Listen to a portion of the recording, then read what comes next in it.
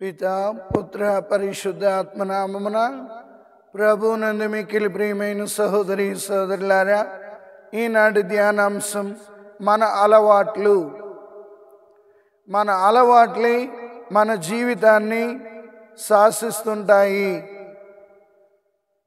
మన ఆలోచనలు మాటలుగా తయారవుతాయి, మన మాటలు చేష్టలుగా తయారవుతాయి, మన చేష్టలు అభ్యాసాలుగా తయారవుతాయి, మన అభ్యాసాలు అలవాట్లుగా తయారవుతాయి, మన అలవాట్లు మన జీవితాన్ని శాసిస్తుంటాయి.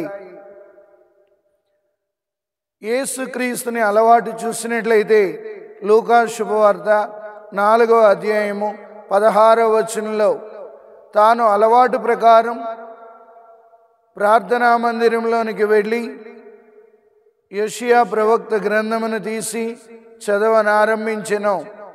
అవును ప్రియులారా, మనవి మంచి అలవాట్లయితే మన జీవితం మంచిగా సాగిపోతుంది. మనవి చెడు అలవాట్లయితే మన జీవితం పాడైపోతుంది. యేసుక్రీస్తుని అలవాటు ఏంటంటే అలవాటు చొప్పున ఆయన ప్రార్థనా మందిరంలోనికి అడుగుపెట్టారు.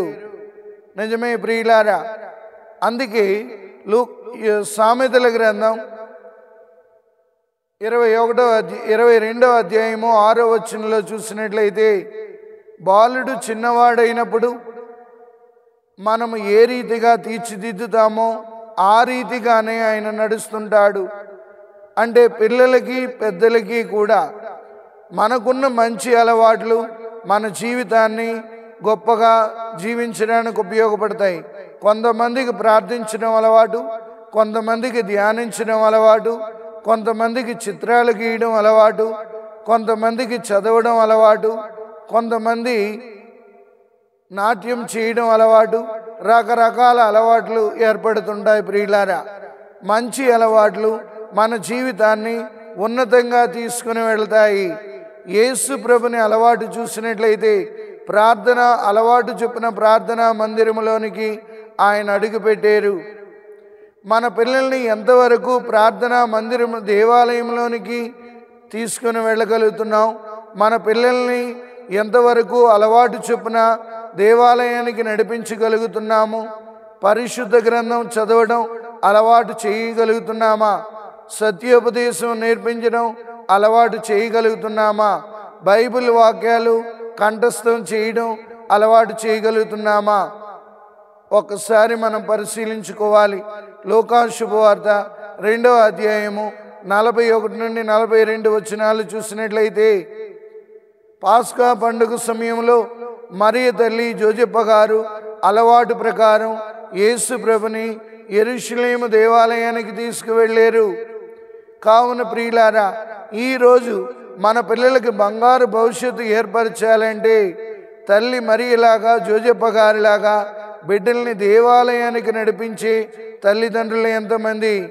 మా పిల్లలకు మంచి చదువు కావాలని కోరుకోవడం తప్పులేదు, కానీ ఆ చదువు వాళ్ళ జీవితాన్ని ఏ రీతిగా తీసుకువెళ్తుంది అంటే అలాగ వాళ్ళు ప్రార్థన చేయరు, తర్వాత దేవుని ఆలయానికి ఎప్పుడో సంవత్సరానికి ఒకసారి వస్తుంటారు, ఆ రీతిగా దేవునికి దూరం అయిపోతుంటారు ప్రియులారా.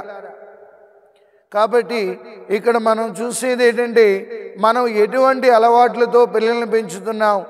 యేసు ప్రభు దైవ కుమారుడై ఉండి అలవాటు చొప్పున ప్రార్థనా మందిరంలోనికి వెళ్ళారు. ఇక లూకా శుభవార్తలో చూసినట్లయితే యేసు ప్రభు 21వ అధ్యాయంలో చూసినట్లయితే యేసు ప్రభు శిష్యుల్ని ఒలీవు కొండ దగ్గరికి వెళ్ళి పగలంతా ఉపదేశించుచు రాత్రంతా ప్రార్థనలో గడిపి ఉన్నారు. కావున ప్రియులారా, ఈనాడు పిల్లలు పాడైపోతున్నారు ఫాదర్, పిల్లలు మా మాట వినడం లేదు ఫాదర్, దేవుని ఆలయానికి రావడం లేదు ఫాదర్, అవిశ్వాసంలో పడిపోతున్నారు ఫాదర్ అంటే దానికి బాధ్యులు ఎవరు అంటే వాళ్ళకి చిన్ననాటి నుండి మనం ఎటువంటి అలవాట్లు నేర్పిస్తున్నాం? పరిశుద్ధ గ్రంథ పఠనం చేయడం నేర్పిస్తున్నామా? దేవుని ఆలయంలోకి నడిపించడం నేర్పిస్తున్నామా? మంచి బోధన వాళ్ళకి తెలియజేయగలుగుతున్నామా? ధ్యానాలు చేయడం వాళ్ళకి నేర్పించగలుగుతున్నామా? పిల్లల్ని ఎప్పుడైనా ఖాళీ సమయంలో, సెలవుల సమయంలో మౌన ధ్యానాలకు పంపగలుగుతున్నామా? అలా పంపితే వాళ్ళు ప్రార్థనలో ఎదుగుతుంటారు, దేవుని ఆశీర్వాదంలో ఎదుగుతుంటారు. యేసు ప్రభు మనం చూసినట్లయితే లూకా శుభవార్త 2వ అధ్యాయము 51వ వచనంలో ఆయన జ్ఞానమందును ప్రాయమందును దేవుని యొక్క అనుగ్రహమునందును ప్రజల ఆదరాభిమానముల యందును దినదినము వృద్ధి చెందుచుండెను. మన అలవాట్లే మన బిడ్డలకు ఆశీర్వాదాలు ఇస్తాయి. మన అలవాట్లే వాళ్ళకి మంచి అలవాట్లు వాళ్ళకి బంగారు భవిష్యత్తుని ఏర్పరుస్తాయి. చెడు అలవాట్లు వారిని పాడు చేస్తాయి. కాబట్టి ప్రియులారా, మనం పిల్లలందరికీ కూడా యేసుక్రీస్తుకున్న అలవాట్లను మనం కూడా చేసుకోవాలి.